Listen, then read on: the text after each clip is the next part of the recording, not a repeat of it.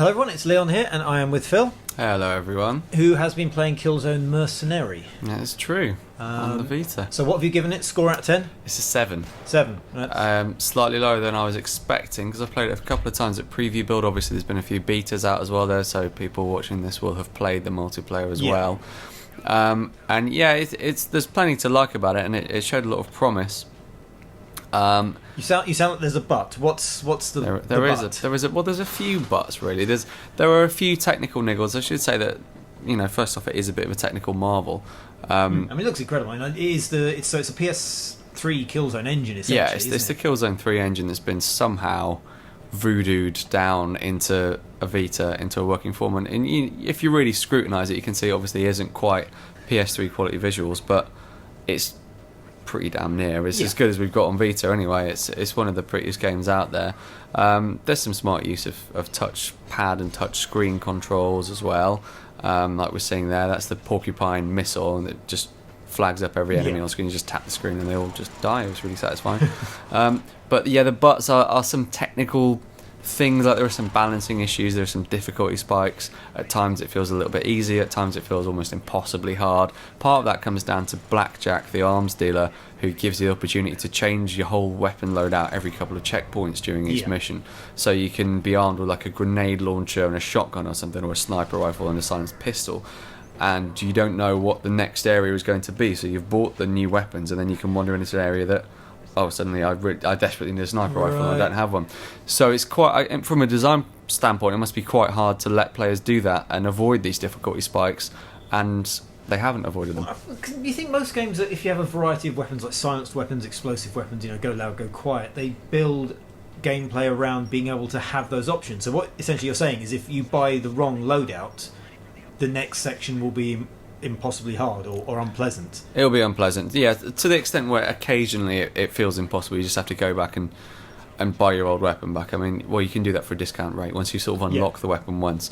So that doesn't quite work, although the idea of Blackjack is very cool, and in multiplayer the custom loadouts work absolutely fine. How often do you find these, because like little boxes, aren't they? How regularly? They're fairly regular. They're every couple of checkpoints, so there are maybe 2 or 3 per mission. The missions are slightly smaller than in the console kill zones. They're smaller scale. The corridors are a little bit tighter. The enemies are presented to you with a little bit less space between the two of you, and that leads to a lot more melee kills. Okay. So the melee is all touch screen. Like whenever you see the screen go black, you just see all these diagonal swipes from where you've been meleeing everybody. But yeah, you get like a little slow-mo button prompt. You swipe the screen and he does something dreadful with his knife, and then the man dies. We're seeing the little probe thing flying around. What is it? There's a mantis, porcupine, and there are like 6 or 7 of them. So these are like little. They're like sort of like the owl. I mean, that even looks like the owl. Yeah. So they're like the things you got in Shadowfall, little floaty drones that do things for you. What do they do, and how well does that work? They actually work very well in single player and multiplayer. They're balanced very well. They're on cooldown timers basically, so they're very, very powerful. You feel like a god for about 10-20 seconds. My favourite is the mantis, which is like this pair of scissors. Pincer thing. I feel wrong every time I use it. The porcupine is another amazing one.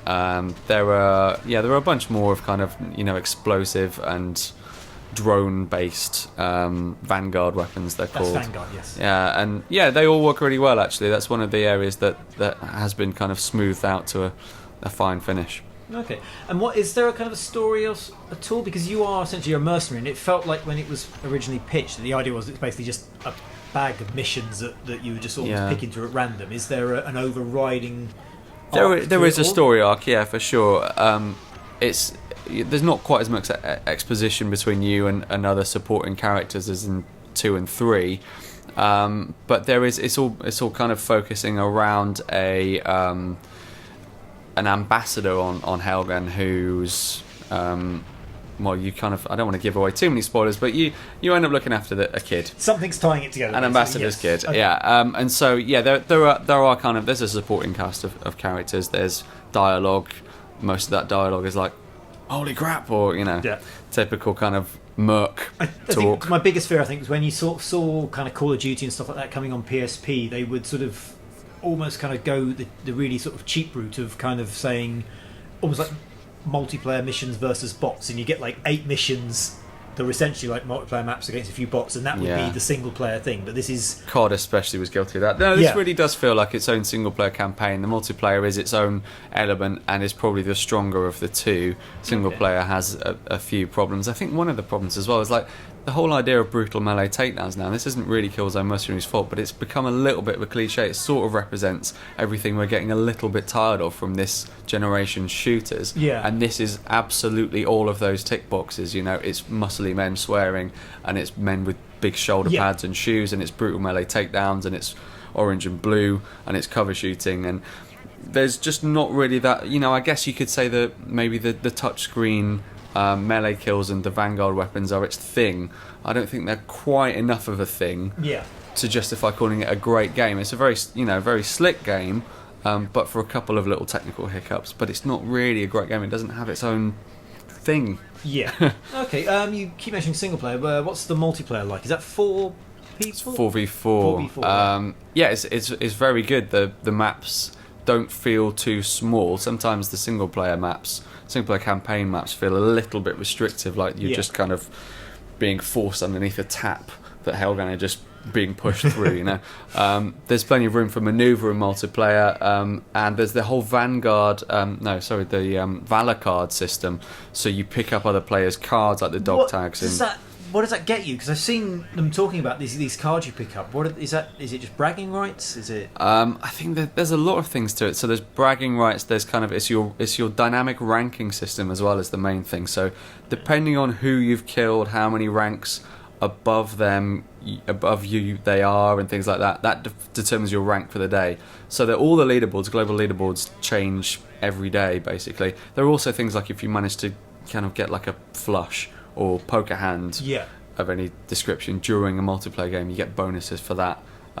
It's all a little bit nebulous because there are so many cards out there to get. And but yeah, it's a good system and it's a slick game. I think that's the thing people will enjoy the most out of playing this. There are also some fairly troubling interrogation scenes. This is just a thing that happens in shooters now, just interactive torture / interrogation sequences. It's getting quite weird, isn't it? Like, it's getting more kind of blunt and a bit sort of, I don't know. It's almost fetishised, isn't it? Yeah, because Splinter Cell Blacklist, obviously people kind of went, well, you can't do that, and they took it out. But obviously we just saw there, there is this sort of sense of it's not as kind of gamey as it used to be. Now it's kind of like, that's just a man being brutalised. It's just a man being hurt. The fidelity is too high to detach yourself from the action.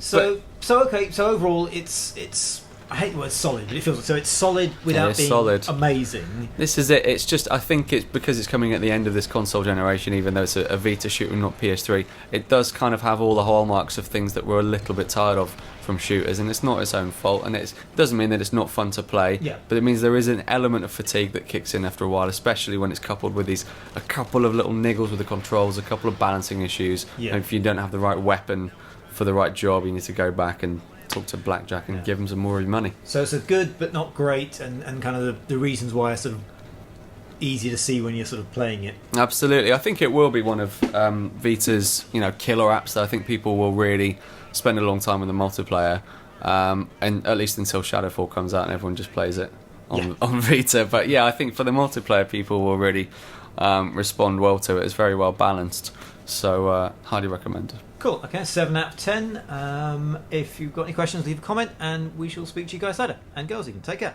Bye.